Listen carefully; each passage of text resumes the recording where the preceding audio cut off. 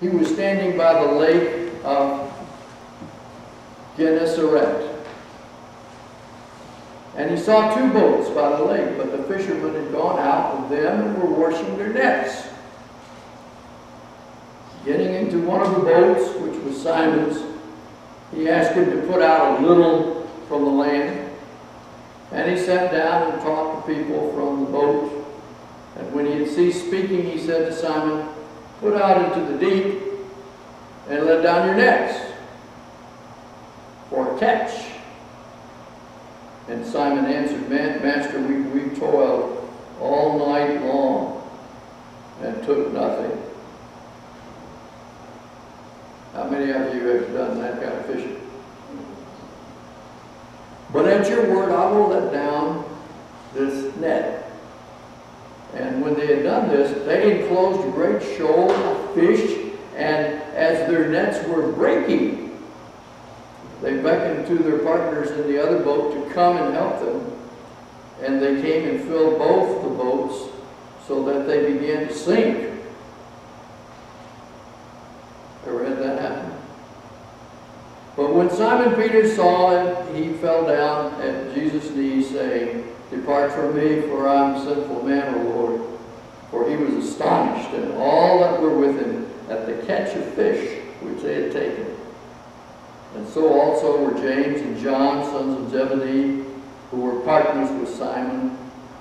And Jesus said to Simon, "Do not be afraid. Henceforth you will be catching men." And when they had brought their boats to land, they left everything and followed him. Father asked me if I knew anything about fishing when he saw this title. And I really don't know a lot about fishing. But when I was a boy, we fished a lot. In fact, hardly a week went by, unless it was just really bad weather, that we didn't go out to fish. The farmhouse of the family was about 250 yards from the Trinity River. And so you could just go down there and put your pole in the water, and more often than not you caught fish. But we caught fish to eat. It wasn't a sporting thing or event or find out who could catch the most fish. We just went down to catch fish to eat. And several times a month the men would go and set trout lines, and then we would go out in the nighttime when we got old enough and could either roll the boat or watch. And we would watch them run the trout lines, and we would bring in fish, and the next morning we'd have them for breakfast. Fishing was much a part of life. It was putting food on the table. And when we had moved to the cities, sometimes when we came, they would salt the fish or somehow fix them up to where we could take them home and eat them. And we always looked forward to that. When Wanda and I were first married, we were at a church near the Llano River, and we would walk down in the afternoon sometimes, and we would catch a whole bunch of brim. I never liked brim very much because they're hard to clean, you know. But then again, they were very tasty fish, and we had a good time eating brim a few times a week. Fishing was very good. And when we were working in Louisiana, we used to go out with a group of people to fish. And I remember one of the gentlemen called Coburn Hood reminded me of this scripture a lot, because he could go out on the lake and he'd say, "If you go over there, you catch fish." And he would look at the lake, you know, and the water, and he said, "There's a big wide-mouthed bass over there." And sure enough, you go and you get it. And he tried to teach us how to look at the water and see where the fish was. But when he wasn't there, we weren't very good at it.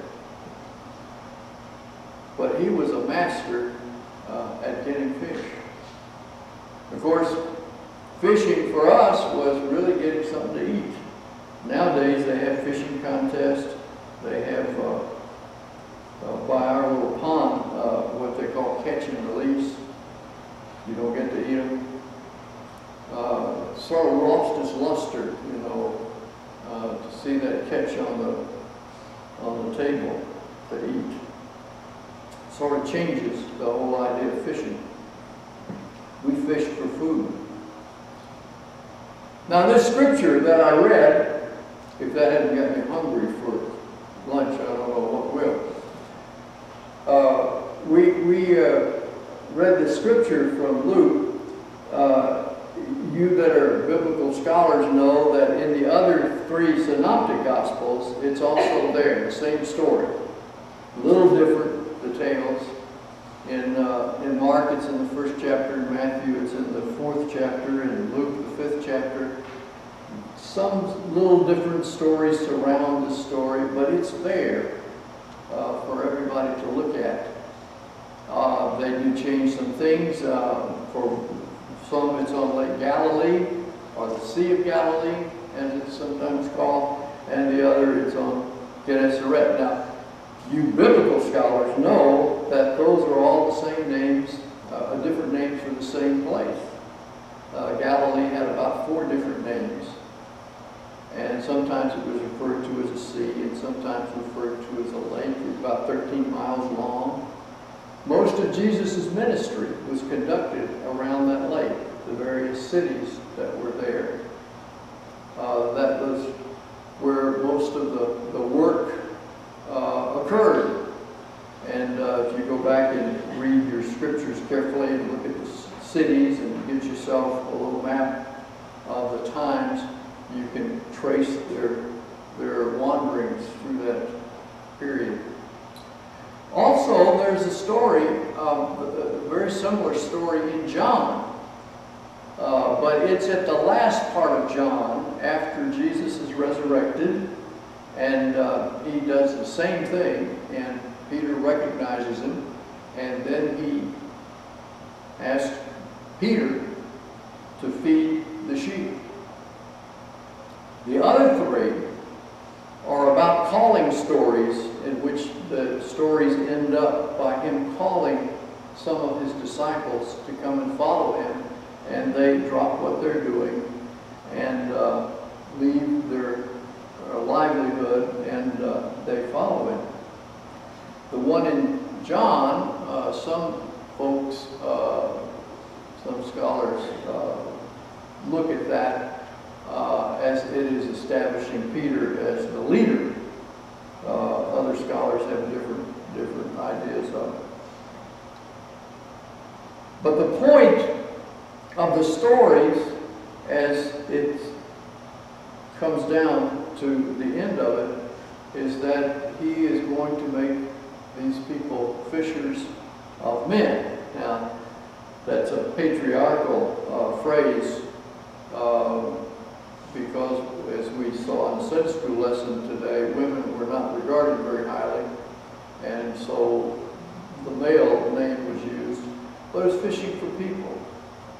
And that was what he was doing, or what the scripture writer was trying to do, was that those who were called to be the disciples of Jesus would be those who would go and fish for people.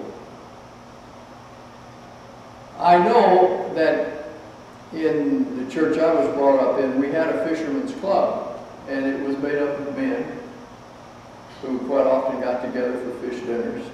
But the purpose of the group was to go out and knock on doors and invite people to come to church, because the idea of fishing for people really boiled down to getting people into the pews.